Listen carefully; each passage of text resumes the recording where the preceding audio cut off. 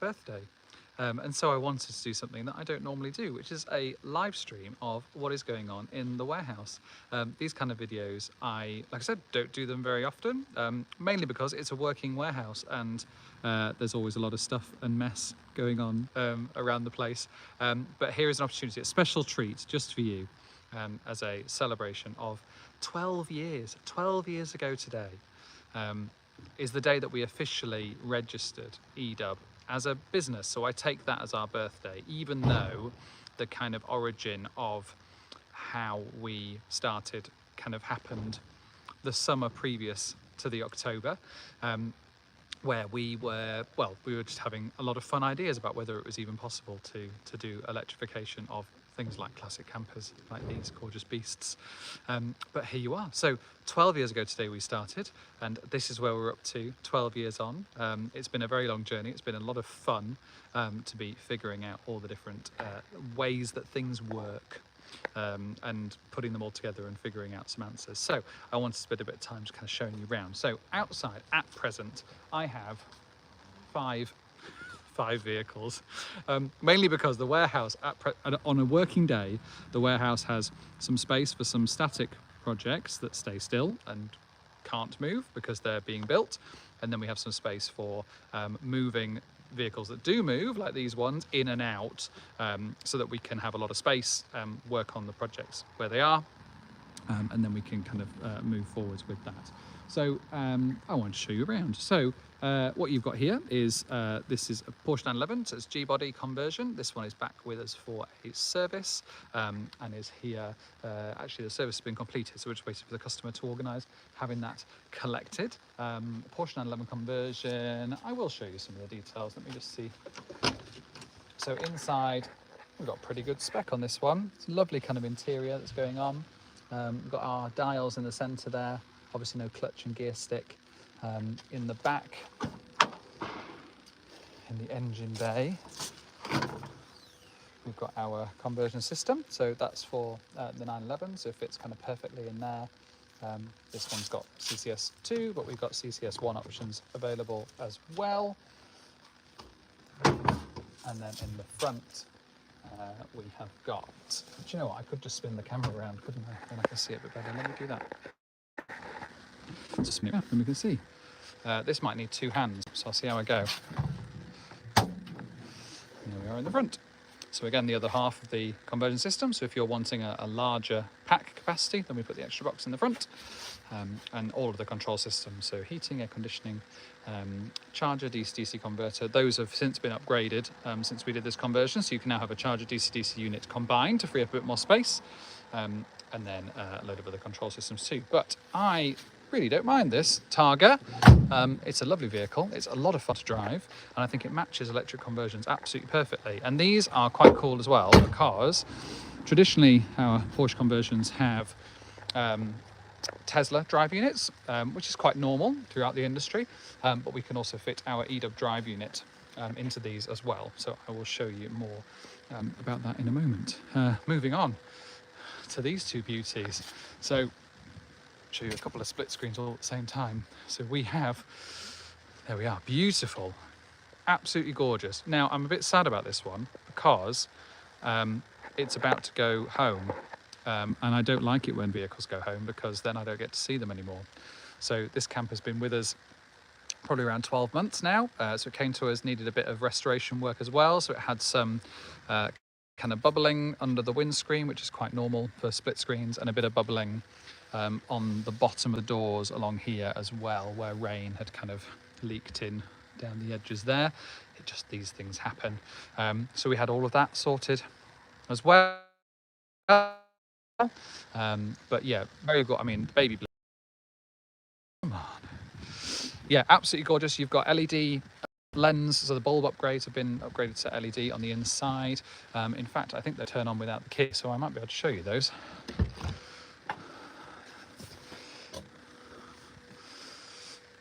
Voila. Beautiful. Absolutely gorgeous vehicle. A lot of fun to drive. Although split screens are definitely made for people shorter than me. So when I'm driving this one, in fact, I'll show you. So when I drive this one, I have to sit kind of, there's a visor, so I have to kind of have to drive like that to be able to actually see the road. But let me show you what I'm looking at here. So this vehicle's actually on charge at the moment. So the dials are switched on, but you can't drive. And also your stereo system switches on, showing 100 on the, you can see how many miles we've put on the clock of just testing, really, making sure everything's working fine. We did have also a wheel bearing issue on this and a wheel balancing issue, so we've resolved those as well, but they're all sorted out in the front here. Yeah, absolutely gorgeous. This one's also got power steering fitted, so again, we can take care of that. So power steering unit is fitted, which is an absolute dream. But yeah, really lovely kind of original interior section inside there. And then on the inside here, so it's got a lovely interior in this. We fitted a heating system, an air conditioning system that's actually under that bench seat, so that's what the vents are for, so they can send hot and or cold air out into the back, but also they can send it up to the front as well. And then we've got things like 3-pin plug sockets, so those are able to run off the main battery pack, and we've got our hob in there as well, so you can do full off-grid living as much as you wanted, living, powering, all that nonsense. Really smart, really cool. And then here's the kind of beauty end. So the business end, got our conversion system in there. If you look at our latest video on our channel, then you'll be able to see a lot more detail about that conversion system. There's a very long video of me talking all about it that's in there, but yeah, we're just on charge at the moment. In fact, it's just finished charging, and every hour it'll double check and it'll turn back on again. So let's now move on to this one. Here we are, beautiful. Now, I haven't shown very much of this camper online, and I'm not really sure why. I just haven't done it. But there's getting a lot of love for this camper online. It is a panel van conversion, as you can see there. It is going to have some kind of camping interior, but right now this is just all it's got. It's a very kind of straightforward conversion system. This one's just having heating. In fact, it's just got heating, which again, I don't know if I can show you. No, not quite, but it's the heating system is mounted under the front seats there, underneath the panel. Yeah, high voltage. So some heating going on down there. Beautiful seats in the front here. What do you think of this steering wheel? I won't tell you what I think of it. What do you guys think of it? People love these steering wheels. Again, same dials we had before. There's no interior or anything in this one. This one's got safari windows, so you can open those up, lift them forwards, and then in the back, as I said before, there's just absolutely nothing going on here. So it's a complete kind of blank canvas ready for the customer to do their interiors. I think the plan is going to be, because it's towards the end of the season, he's going to take the vehicle as it is and enjoy it. Let me explain the plug socket.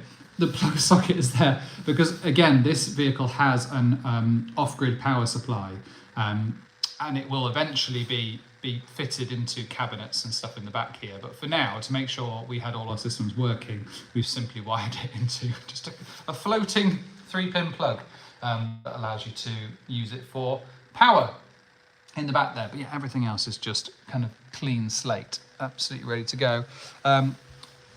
Yeah, beautiful vehicle. The doors don't shut properly. Those tyres, those are some chunky beasts. All terrain, and it's going to need it. Yeah, beautiful on the back. Again, very similar on the inside here with the eDub conversion system, all nestled in, snug as a bug. Got our charging system on the side there as well. Everything works perfectly. So this is now, we had to change some of the tyres around, so it was supplied with some tyres that the customer really wanted to be able to fit, but they weren't suitable.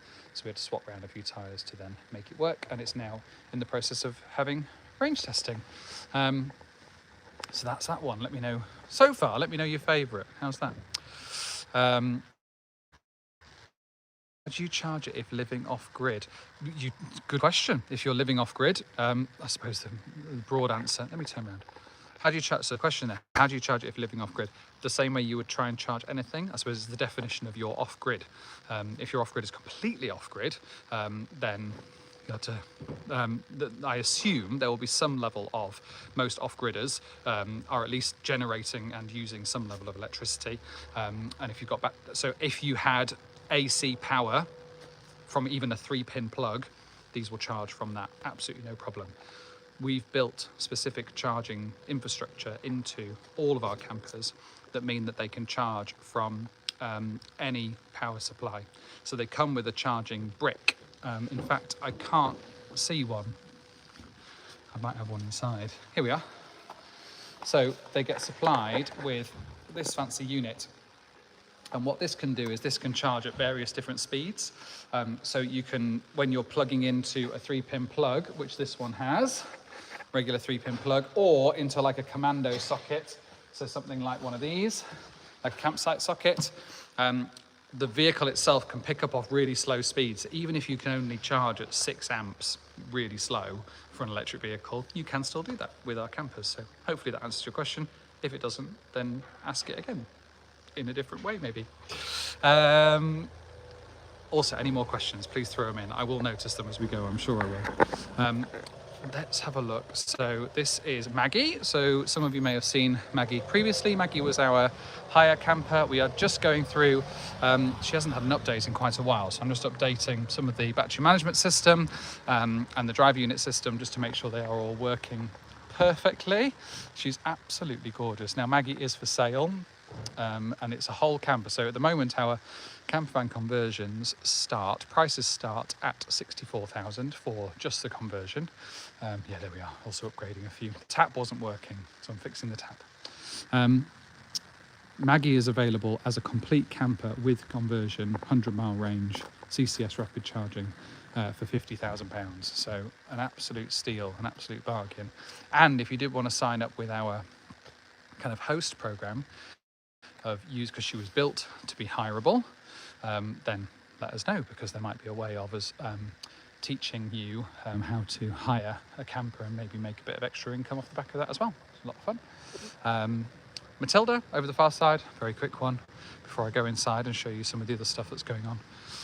Yeah, Matilda again for sale. Matilda's for sale, but for 30,000. Matilda has a bit of an older interior setup, so she's got Tesla modules under the cabinet and in the rear, but again available for sale. The camper, the reason this one's quite a bit cheaper is it does need some metal work to the bottom third of the camper, which again is reasonably common with campers that haven't had that kind of treatment in a long time. But yeah, lovely little camper. Again, a lot of fun to drive, but this one's also for sale. So let me move inside Unit 15, where the magic happens. You will see Deck inside doing some work, getting on with it. But yeah, hopefully this is a good use of my time. So Indy, here she is. Indy's still here, bless her. So Indy still has a bolt-on motor conversion. So if you Google online and look for electric conversions of classic camper vans, if you don't look at any of our content, you might find other people who've done conversions, and it will be in a method similar to Indy. And that looks something like this, where you have a electric motor. In our case, it's a HBVS, but a lot of them do Hyper 9s, and it just bolts on. It's a very basic conversion. Very good for DIYers. Indy is our, excuse the ears. Indy is our hire vehicle. And yeah, if you haven't seen her before, where have you been? 12 years. In fact, Indy, we purchased Indy about 6 months after we set up the business. So you know, March 2026 will be Indy's 12th birthday as part of eDub. But yeah, she's going through, she's having a new charger fitted, so her charger is having an upgrade, and so that is coming very soon, hopefully, to be fitted. But she drives a lot like an original camper, so if you're used to original campers, she's got this gorgeous front seat as well that flips around.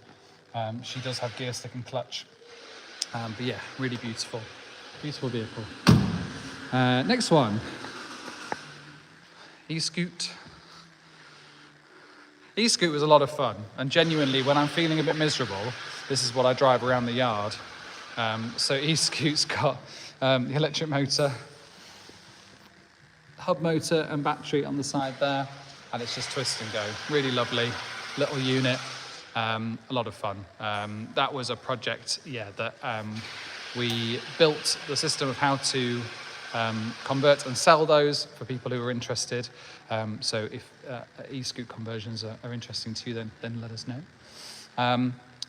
I'm gonna talk about the C6. Why not?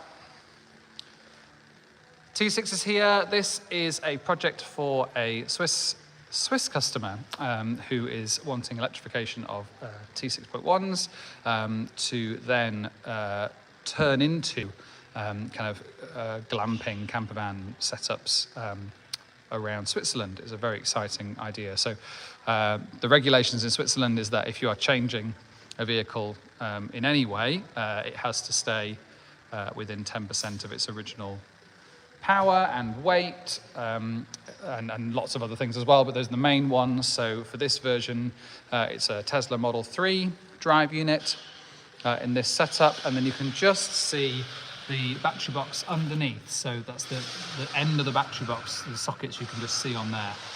So this one has a large belly pan box that is currently fitted, and then we are working on, the drawings have been sent off for the main battery box that sits on the front here.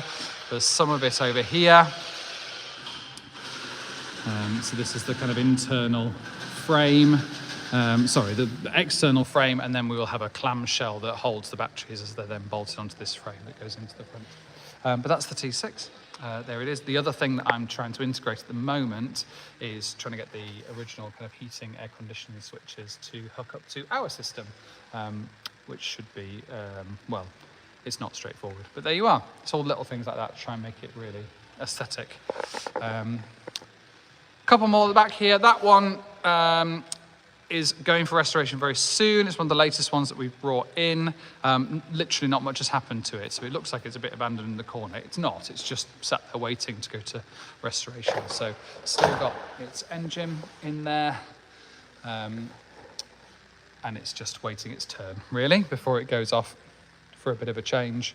And then you've got this beautiful camp here. This is our Swedish adventure wagon. So we've got a video on this one when it first arrived. I love this paint job. It's absolutely gorgeous. I don't know what you guys think.